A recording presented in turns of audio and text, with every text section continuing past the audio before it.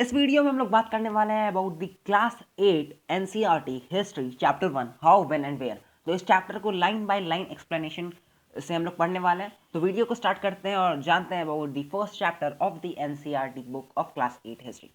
तो चैप्टर का नाम है हाउ व्हेन एंड वेयर। तो हम लोग स्टार्ट करते हैं इस चैप्टर को पढ़ना। How important are dates. तो डेट्स कैसे इंपॉर्टेंट है, ये सबसे पहला टॉपिक है आपकी बुक में जो दिया हुआ है। There was a time when historians were fascinated with dates. There were heated debates about the dates on which rulers were crowned or battles were fought. तो एक टाइम था जब हिस्टोरियंस बहुत ही ज़्यादा फैसिनेटेड होते थे डेट्स के चलते और डेट्स के लिए। देर वर हीटेड डिबेट्स, बहुत ही ज़्यादा बहस होती थी, डिबेट्स होती थी अबाउट दी डेट्स। मतलब आपको एग्जैक्ट डेट कैसे पता चलेगा हिस्ट्री का, जो भी पुराना डेट है वो आपको एग्जैक्ट डेट कैसे पता चलेगा। किसी का मानना ये डेट था, किसी का मानना वो डेट था। तो इसी के चलते बहुत ही ज़्यादा बहस होती थी, बहुत ही ज़्यादा डिबेट्स होती थी कि आखिर इस दिन राजा ने ये लड़ाई लड़ी और इस दिन राजा को ये उपाधि दी गई। तो वो सब के ऊपर डिबेट्स होते थे कि आखिर एग्जैक्ट डेट कौन सा है उसके ऊपर। In the common sense notion, history was synonymous with dates. You may have heard people say, I find history boring because it is all about memorizing dates. Is such a conception true? तो सबसे पहले आप लोग के मन में भी पहले हिस्ट्री आप किसी से भी पूछिएगा तो सबसे पहले आपको वही जवाब मिलेगा कि डेट्स सबके सबसे पहले ख्याल आएगा डेट्स के बारे में, क्योंकि हिस्ट्री को बहुत ज़्यादा सिनोनिमस कर दिया गया है विद डेट्स। ये हिस्ट्री का मतलब ही डेट कर दिया गया है और ऐसा लोगों को लगता है कि हिस्ट्री बोरिंग है क्योंकि उसमें डेट्स हैं। क्या ये कॉन्सेप्शन सही है? आगे बताता है। History is certainly about changes that occur over time. It is about finding out how things were in the past and how things have changed. As soon as we compare the past with the present, we refer to time we talk of before and after. तो ऐसा नहीं है, तो dates ही important नहीं है। वो dates इसलिए important है क्योंकि सबसे पहले वो बताता है कि पहले क्या था, अब क्या था। वो हम लोग को डिफ्रेंशिएट करने में मदद करता है कि कैसे थिंग्स चेंज हुआ। 1947 से पहले इंडिया कॉलोनाइज था, उसके बाद वो इंडिपेंडेंट बना। तो ऐसे ही मतलब कि क्या चेंज आया, वो है डेट। डेट हम लोग को हेल्प करता है अंडरस्टैंड करने में कि आखिर क्या चेंज आया over a period of time. Living in the world we do not always ask historical questions about what we see around us. We take things for granted as if what we see has always been in the world we inhabit. But most of us have our moment of wonder when we are curious and we ask questions that actually are historical. Watching someone sip a cup of tea at a roadside tea stall, you may wonder, when did people begin to drink tea or coffee? Looking out of the window of a train, you may ask yourself, when were railways built and how did people travel a long distance before? तो अब यहाँ पे क्या बोला गया कि आप हम लोग ना हर चीज़ को फॉर ग्रांटेड लेते हैं जैसे ये पहले से ही हो दुनिया में, बट ऐसा नहीं है। तो आप जब बहुत ज़्यादा क्यूरियस होंगे तो आपको पता चलेगा, आपके मन में ख्याल आना चाहिए कि ये लोग जो सामने टी स्टॉल है उसमें चाय पी रहे हैं, तो क्या अचानक से एक दिन ऐसा हुआ कि हाँ चाय पीने का मन है, चलिए चाय पीते हैं? ऐसा तो नहीं हुआ होगा। तो ये सब जो चीज़ है वो एग्जैक्ट डेट्स पे तो नहीं हुई है, पर over a period of time हुई है। मतलब 10 साल के बीच में हाँ ये ऐसा टेस्ट डेवलप हुआ तो उससे हुआ। कब कॉफ़ी पीना चालू हुआ, इसका कोई एग्जैक्ट डेट नहीं है कि हाँ ऐसे दिन लोगों ने मन किया हाँ आज से कॉफ़ी पियेंगे या आज से चाय पियेंगे, तो ऐसा नहीं है। यही बताने की कोशिश की गई है यहाँ पे। फिर आप जब रेलवे में हो या ट्रेन में हो तो आपको खिड़की से आप बाहर देखिए भी सोच सकते हैं कि ये रेलवे कब डेवलप हुआ, ये रेलवे जब पहले नहीं था रेलवे तब लोग कैसे लॉन्ग डिस्टेंस ट्रैवल करते थे। तो ये सब क्वेश्चंस हैं जो कि आपको आस्क करने चाहिए और ये सब का कोई एग्जैक्ट डेट और एग्जैक्ट आंसर नहीं होगा, क्योंकि ये एक ऐसा चीज़ नहीं है जो कि सिर्फ एक दिन में हो गया। इसके ऊपर एक ओवर ऑफ टाइम एक समय लगा एक चेंज होने के लिए। तो ये यहाँ पे बताने की कोशिश की गई है। All such historical questions refer us back to notions of time. But time does not have to be always precisely dated in terms of a particular year or a month. Sometimes it is actually incorrect to fix precise dates to process that happen over a period of time. People in India did not begin drinking tea one fine day. They developed a taste for it over time. There can be no one clear date for a process such as this. Similarly, we cannot fix one single date on which British rule was established, or the national movement started, or changes took place within the economy and society. All these things happened over a stretch of time. We can only refer to a span of time and approximate period over which particular changes became visible.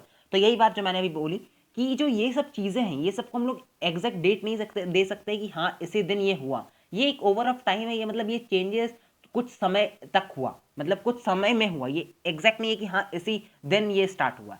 एक एक ऐसा time नहीं, कोई exact date नहीं है जिस दिन ये सब हुआ। इसमें क्या बताया गया है कि ये एक पीरियड ऑफ टाइम में हुआ, ये एग्जैक्ट डे में नहीं हुआ, ये एक पीरियड ऑफ टाइम में हुआ। यहाँ पे ये बताने की कोशिश की गई है। और जैसे कि कब ब्रिटिश रूल एस्टैब्लिश हुआ, ऐसा तो नहीं ना कि एग्जैक्ट 1 जनवरी 2000 में स्टार्ट, सॉरी 1 जनवरी 1700 में स्टार्ट हुआ ब्रिटिश रूल एस्टैब्लिश किया, ऐसा नहीं है। तो इन सब चीज़ों का कोई एक पार्टिकुलर डेट नहीं होता है, इसको हम लोग प्रिसाइजली एग्जैक्टली कोई एक डेट नहीं बोल सकते। ये सब हम लोग सिर्फ एक अप्रॉक्सीमेट पीरियड ऑफ टाइम बता सकते हैं कि हाँ इन समय के बीच में हुआ ये चीज़। तो इन सब चीज़ों का एक एग्जैक्ट डेट नहीं होता है, यही बताने की यहाँ पे कोशिश की गई है।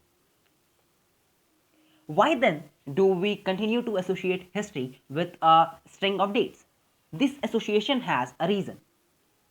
There was a time there was a time when history was an account of battles and big events. It was about rulers and their policies. Historians wrote about the year a king was crowned, the year he married, the year he had a child, the year he fought a particular battle, the year he died, and the year the next ruler succeeded to the throne. For events such as these, specific dates can be determined, and in histories such as these, debates about dates continue to be important. तो यहाँ पे क्या बताया गया है कि अभी भी क्यों, मतलब ऐसा क्यों है कि हिस्ट्री को सब कोई डेट ही समझते हैं कि मतलब ये डेट्स ही है, मतलब लगातार डेट डेट डेट्स दिस। तो एक ऐसा टाइम था कि जब मतलब जो हिस्ट्री होता था ना, वो बिग इवेंट्स और बिग बैटल का अकाउंट होता था। मतलब उस समय क्या होता था कि रूलर को, कब रूलर का जन्म हुआ, कब रूलर मरा, कब रूलर को थ्रोन दिया गया, कब उसकी शादी हुई, कब ये पार्टिकुलर बैटल फाउट किया गया। तो इन सब चीज़ों का बारे में पहले हिस्ट्री था, और इन सब चीज़ों और इनके ऊपर एक स्पेसिफिक डेट हो सकता है, इसलिए इसके ऊपर डिबेट भी होता है कि हाँ इस दिन हुआ, कोई बोलता है इसने। तो ये डिबेट्स का एक अच्छा टॉपिक है, और ये इंपॉर्टेंट भी है डिबेट होना कि आखिर किस दिन हुआ। As you have seen in the history textbook of the past 2 years, historians now write about a host of other issues and other questions. They look at how people earned their livelihood, what they produced and ate, how cities developed and markets came up, how kingdoms were formed and new ideas spread, and how culture society changed. तो अगर अभी हाल का भी आप देखिएगा तो आजकल history में आपको ऐसा नहीं लगेगा कि सिर्फ डेट्स हैं। अब एक समय था जब वैसा हिस्ट्री हुआ करता था, बट अब क्या हो गया है कि अब आपको पता चलेगा कि अब थोड़ा सा जानने की ये कोशिश की गई है कि पीपल वहाँ पे कैसे रहते थे, उस समय पीपल का लिवलीहुड क्या था। तो इन सब चीज़ों की जानने की कोशिश की गई है, और अब आपको हिस्ट्री में इन सब चीज़ों के बारे में भी देखने को मिलता है। सिर्फ डेट्स अब हिस्ट्री में नहीं है। तो अब हम लोग के लिए डेट्स तो इंपॉर्टेंट है, लेकिन कौन कौन से डेट्स इंपॉर्टेंट है, विच डेट्स, अब ये टॉपिक है। By what criteria do we choose a set of dates as important. तो हम लोग हर डेट इंपॉर्टेंट नहीं होता है, ठीक ना, हर एक डेट इंपॉर्टेंट नहीं होता है, बट कौन कौन सा इंपॉर्टेंट होता है वो हम लोग जानेंगे अब। The dates we select, the dates around which we compose our story of the past, are not important on their own. They become vital because we focus on a particular set of events as important. If your focus of study changes, if we begin to look at new issues, a new set of dates will appear significant. Consider an example. In the histories written by British historians in India, the rule of each Governor General was important. These histories begin with the rule of the first Governor General Warren Hastings. तो यहाँ पे एक ये बहुत ही ज़्यादा important point है कि first governor general of India कौन थे। तो इसे मैं हाईलाइट भी कर दे रहा हूँ। ओके, ये हाईलाइट क्यों नहीं हो रहा है, एक्चुअली इशूज आई थिंक कुछ। तो यहाँ पे आपको ध्यान रखना है कि कौन कौन से, द फर्स्ट गवर्नर जनरल कौन थे, वॉरेन हेस्टिंग थे। हाँ यहाँ पे हो गया। तो फर्स्ट गवर्नर जनरल थे वो वॉरेन हेस्टिंग थे, और लास्ट वाइसरॉय कौन थे, लॉर्ड माउंटबेटन थे, ठीक है। In separate chapters we read about the deeds of others.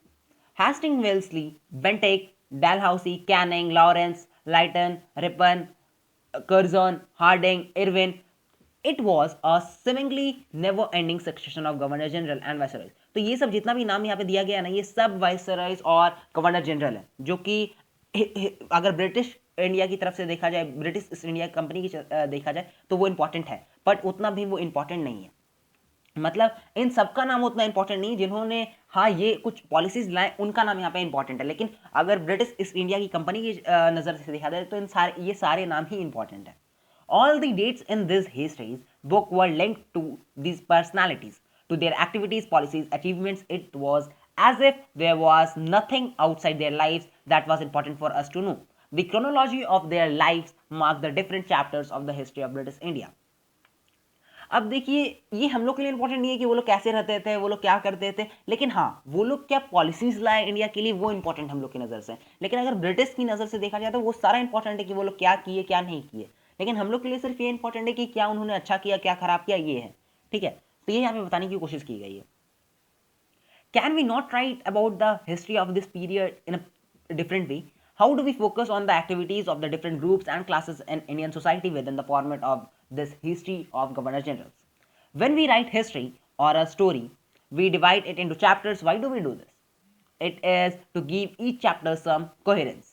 It is to tell a story in a way that makes some sense and can be followed. In the process, we focus only on those events that help us to give shape to the story we are telling. In the histories that revolve around the life of British Governor Generals, the activities of Indian Indians simply do not fit. They have no space what then we do. Clearly, we need another format for our history. This would mean that the old dates will no longer have the significance that they earlier had. A new set of dates will become more important for us to know. तो यहाँ पे क्या बोला गया है, मतलब यहाँ पे बताया गया कि जब हम लोग को इस तरह का सिचुएशन आता है तो हिस्ट्री को हम लोग को पार्ट वाइज डिवाइड करना पड़ता है, हम लोग को डिवाइड करना पड़ता है, हम लोग को ऐसा सेट में लगाना पड़ता है कि हाँ चीज़ें क्लियर हो। और जो पहले का डेट्स था, जैसे कि मैंने भी बताया कि हाँ इस दिन ये हुआ, इस दिन राजा ने ये किया, इस दिन राजा ने वो किया, तो ये सब उतना इंपॉर्टेंट नहीं है। तो इसके लिए हम लोग को नए सेट ऑफ डेट्स चाहिए, तो ऐसा यहाँ पे बताया गया। और सारे जैसे गवर्नर जनरल के बारे में यहाँ पे बताया गया, तो उन सब चीज़ों के बारे में यहाँ पे बताया गया। अब हम लोग नेक्स्ट टॉपिक में पढ़ेंगे हाउ डू वी पीरियोडाइज, आखिर कैसे पीरियोडाइज किया था, और जो जेम्स मिल थे जो स्कॉटिश इकोनॉमिस्ट थे उन्होंने कैसे पीरियोडाइज किया था इंडिया को। So that's it for this video अच्छा लगा हो तो लाइक जरूर कीजिए, चैनल सब्सक्राइब नहीं किया चैनल सब्सक्राइब कीजिए। Meet you in the next video and in the next part of this chapter. Thank you.